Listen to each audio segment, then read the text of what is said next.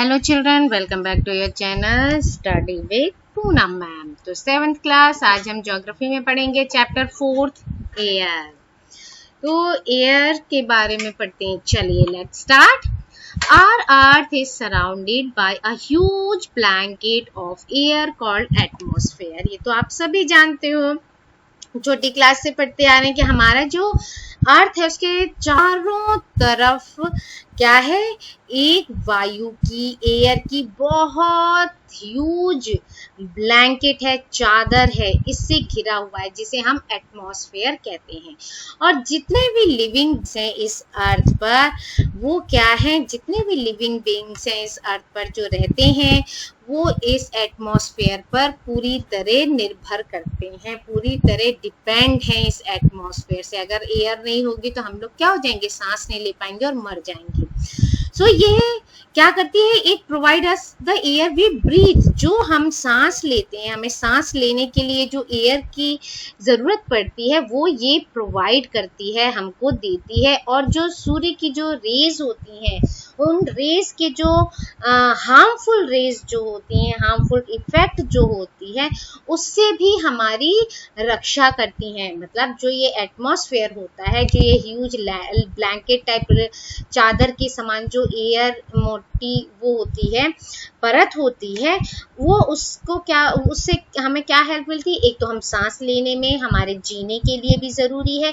दूसरा, जो इस सन से जो हार्मफुल रेज आती हैं, हार्मफुल इफेक्ट जो हो सकता है सन रेज से, उससे भी हमको ये ब्लैंकेट, ये एयर का जो ये ब्लैंकेट है, लेयर है, ये हमें बचाता है।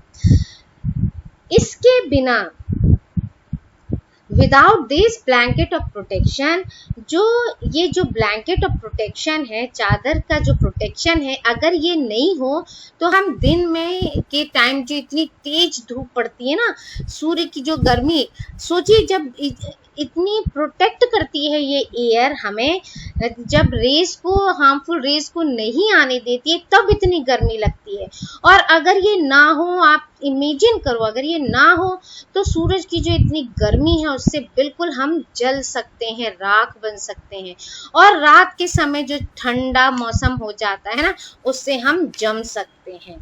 तो ये लेयर ही इससे हमको बचाती है। ना तो हम जल पाते हैं और ना ही रात को हम जम पाते हैं। हम क्या है, नॉर्मल जीवन हमारा यहाँ जो है वो होता है।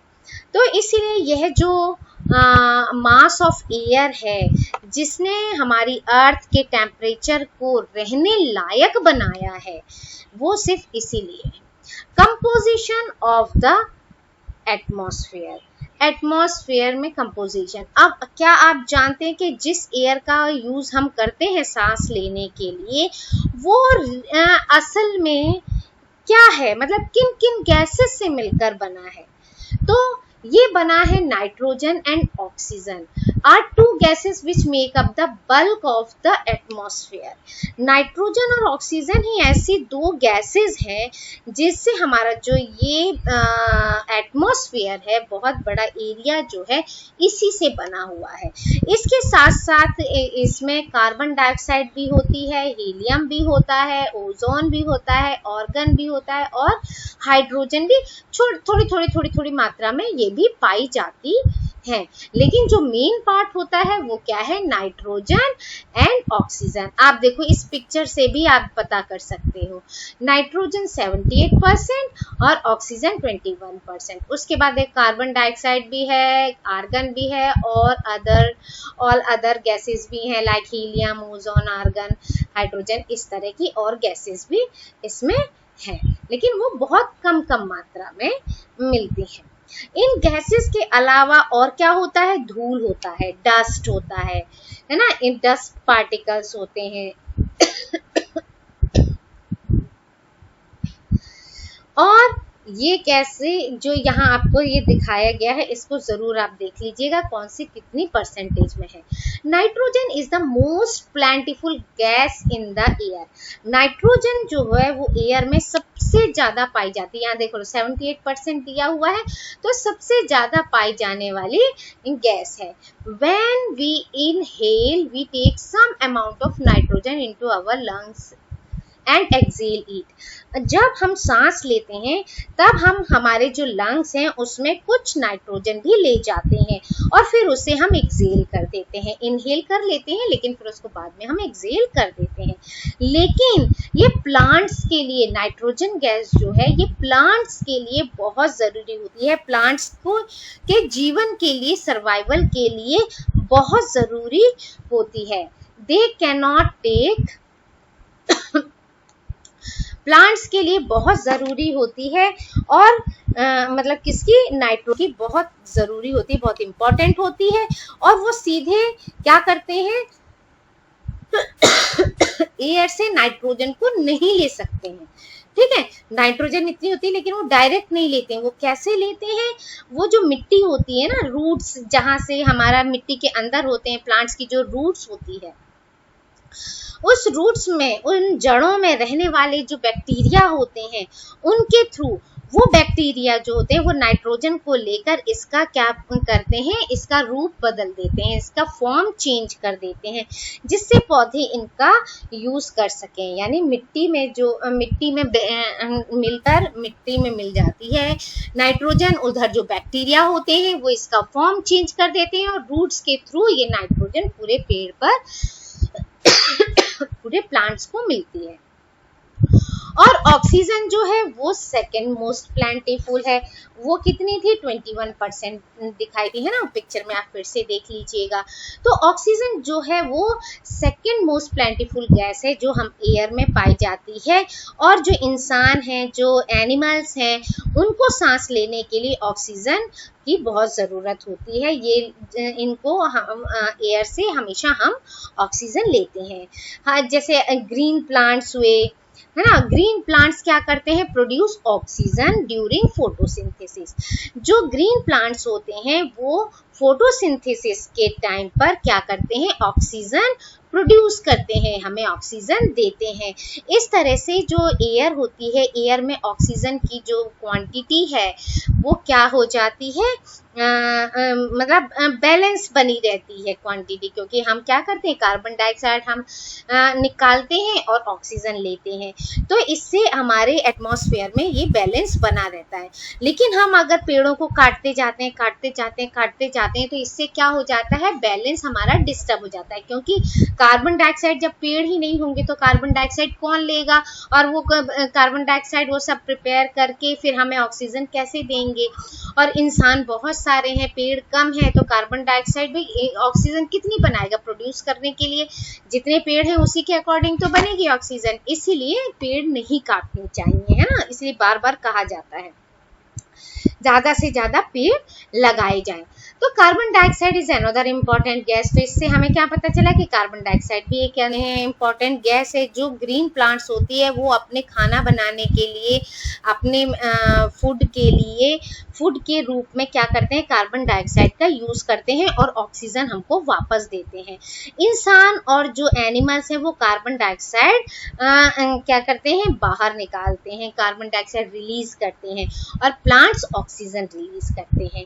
तो जो हम एनिमल्स हैं, ह्यूमंस हैं, इनके द्वारा जो ये कार्बन डाइऑक्साइड रिलीज की जाती है, छोड़ी जाती है ना, वो क्या होती है, हमारे ग्रीन प्लांट्स के द्वारा वो उसको क्या करते हैं, वो अपने में लेते हैं, है ना, वो यूज करते हैं। तो ये दोनों क्या बना रहता है, बैलेंस बना रहता है हमारे नेचर में। हमने कार्बन डाइऑक्साइड छोड़ी और पेड़ों ने ले ली, पेड़ों ने ऑक्सीजन छोड़ी, हमने ऑक्सीजन ले ली, तो इस तरह से बैलेंस बना रहता है। लेकिन ये बैलेंस जो है, जैसे अब हम इंसान जो क्या है, बहुत सारा कोयला यूज़ करते हैं एज अ फ्यूल, बहुत सारा कोयला जलाते हैं, ऑयल जलाते हैं, तेल जलाते हैं, है ना, एज अ फ्यूल। तो इनको जलाने से क्या होता है, हमारा एटमॉस्फेयर जो है, हमारा जो ये बैलेंस है वो क्या हो जाता है, गड़बड़ा जाता है। ये क्या करते हैं, हर साल, ईच ईयर, करोड़ों, यहाँ लिखा है ना, add billions of tons of carbon dioxide into the atmosphere each year. हर साल हमारे जो एटमॉस्फेयर में है करोड़ों टन कार्बन डाइऑक्साइड क्या हो जाता है, बढ़ जाता है। और इसका रिजल्ट क्या होता है, जिससे कि कार्बन डाइऑक्साइड बढ़ जा देता है ना। अब इतना सारा कोयला वगैरह जलाएंगे तो कार्बन डाइऑक्साइड बढ़ेगा ही बढ़ेगा। तो इस तरह से ये इंक्रीज हो जाता है, बहुत सारा कार्बन डाइऑक्साइड आ जाता है हमारे एटमॉस्फेयर में। और ये क्या करता है, हमारे एटमॉस्फेयर को, हमारे क्लाइमेट को, हमारे वेदर को, अर्थ के वेदर को अफेक्ट करता है, बहुत प्रभाव डालता है।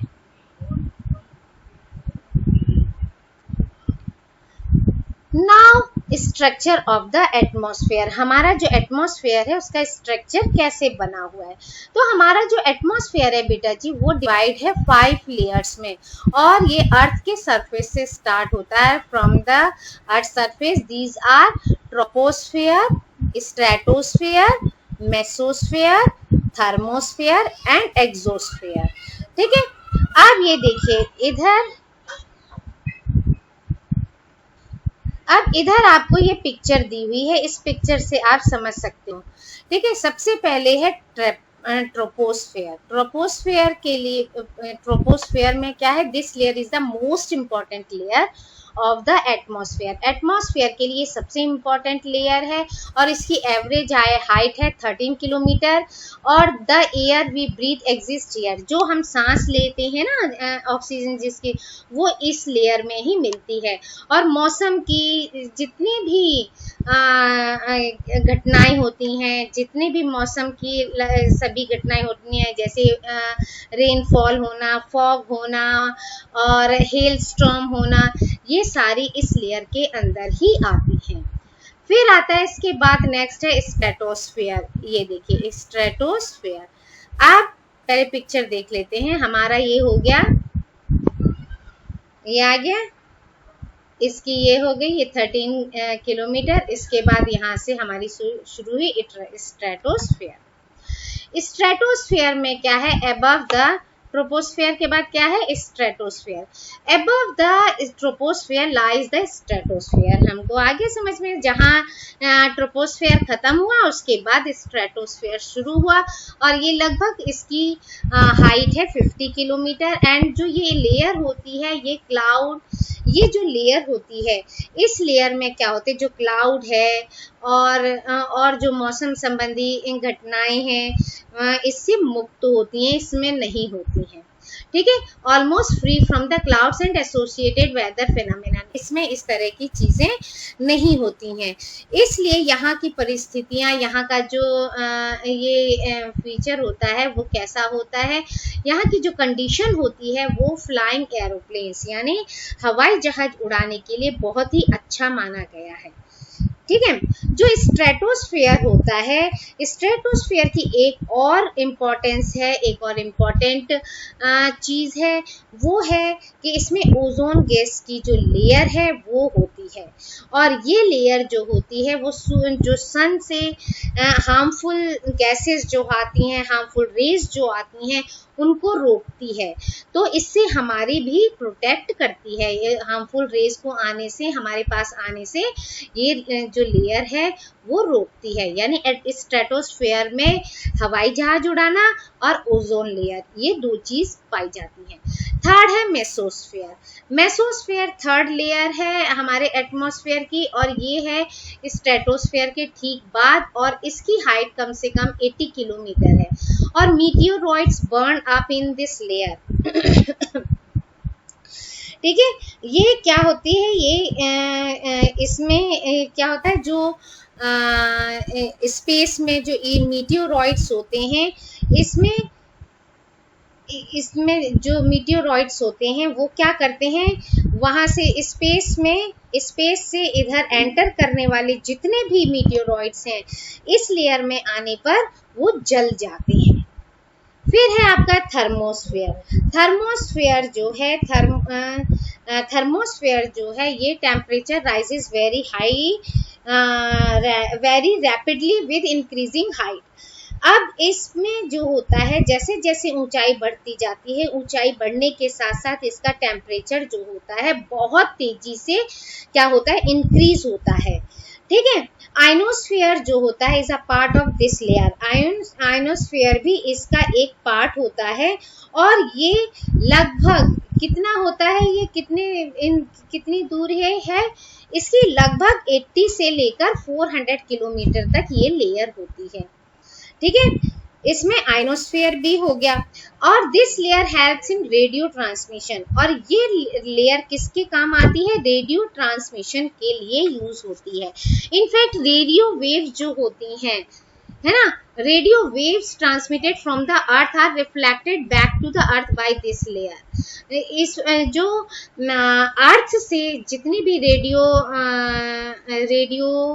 ट्रांसमिशन होती हैं, रेडियो वेव्स जो होती हैं यहाँ से प्रसारित होकर इस परत के द्वारा दोबारा से हमारी अर्थ पर दोबारा से रिफ्लेक्ट होकर वापस कर दी जाती हैं। लास्ट है exosphere, the upper most layer, सबसे ऊपर की लेयर है, अपर मोस्ट लेयर है। और ये एग्जोस्फेयर जो होती है इसको एग्जोस्फेयर के नाम से जाना जाता है, लास्ट लेयर को। और ये हवा की जो होती है बहुत ही पतली लेयर होती है, इसमें बहुत पतली लेयर मिलती है। लाइट गैसेस होती हैं इसके अंदर, लाइक हीलियम, हाइड्रोजन, जो कि और यही अंतरिक्ष में क्या करती हैं, यही स्पेस में ये फ्लोट करती रहती हैं, तैरती रहती हैं। क्लियर? तो इस तरह से हमारे कितने हो गए, ये सारी लेयर्स के बारे में हमने पढ़ लिया, स्ट्रक्चर के बारे में पढ़ लिया। एग्जोस्फेयर लास्ट है, इसके पहले आपका एयर था। अब ये देख लीजिए, ये सारी आपको बिल्कुल अच्छे से 5 लेयर्स बिल्कुल अच्छे से आपको याद करनी है। ट्रोपोस्फेयर, स्ट्रेटोस्फेयर, उसके बाद मेसोस्फेयर, मेसोस्फेयर के बाद थर्मोस्फेयर, थर्मोस्फेयर के बाद एक्सोस्फेयर। क्लियर? सो इस वीडियो में इतना ही, आगे की बातें आगे के दूसरे वीडियो में। So thank you, like, share and subscribe my channel.